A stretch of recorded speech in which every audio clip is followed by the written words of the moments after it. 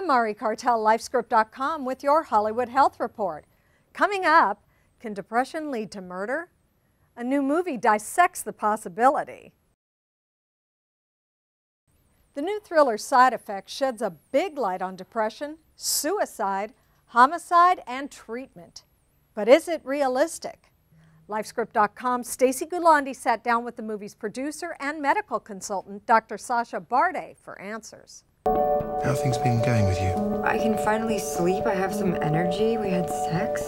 Whoever makes this drug is going to be rich. 911, what's your emergency? I need help. Someone's been murdered. There's been an incident. What do we do? No sign of forced entry, no sign of struggle. Where's her lawyer? She doesn't have one. Just kept talking about you. Why is this movie so good to come out now in the discussion of prescription drugs? Oh, I mean, it's because of the prevalence of medication now, because of the amount of prescriptions that are being written, because of the struggles that we're having with issues of mental illness and violence in our society, because of issues like Obamacare, you know, all of these issues sort of come together and to some degree are all touched by this movie.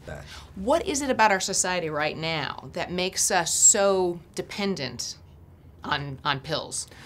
Well, we want a quick fix. You know, everything we want fast food, we want fast internet, we want stuff when we want it. We don't want to wait for something to happen, you know, and we want results immediately. We're not leaving messages for people waiting for the next day to get them back at us. And I think with that mentality, we feel like that about our medical care. We want to get fixed instantly. And with mental health care, that takes the form of what's the quickest way to change how you feel? A pill. Now, is that the most effective? Sometimes it is. But sometimes it's not. And I think careful judgment needs to be used by psychiatrists to make sure that they're weighing what's ultimately best for their patient. That is an important aspect of this, is what is the responsibility or the role of the doctor when it comes to their patient?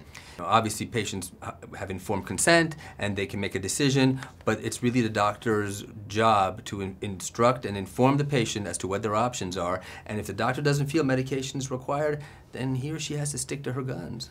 Many people need this help. Many people don't get it. I mean, there are millions of people in this country who are suffering from severe mental illnesses who are not getting the treatment they need. And that's really a crying shame. And that's because of the stigma, it's because of access issues, it's because of financial issues. And you know, work needs to be done to bring those people into treatment so they can lead happy, meaningful lives instead of being tortured by their symptoms. Are we getting better at diagnosing? We're getting better at diagnosing, and these medications are getting better and better. I mean, without getting into the psychopharmacology of it, it's like they're becoming more and more designer. They're specific.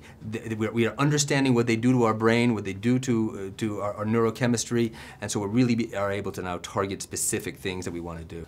You know, when it comes to this movie, obviously there's going to be reaction many different ways, right? You're prepared for that, right? Obviously people might be angry because it's sort of attacking this particular industry, or people are going to be rallying saying, yeah, this is terrible, we got to shut down these pills or these drugs. So what do you think the balance is there? I mean, are you prepared for the reaction, or what do you think the reaction Oh, absolutely. I mean, I think if there is a reaction, if there are multiple reactions, that means I think we're successful. If we're creating dialogue, if we're making people have an issue and write about it and talk about it, then we're moving the issue forward. I mean, there is a problem, and we're not going to fix it. This movie doesn't fix it.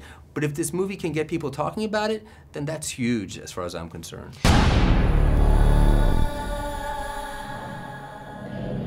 Thank you, Stacey. This has been your LifeScript.com Hollywood Health Report. I'm Mari Cartel.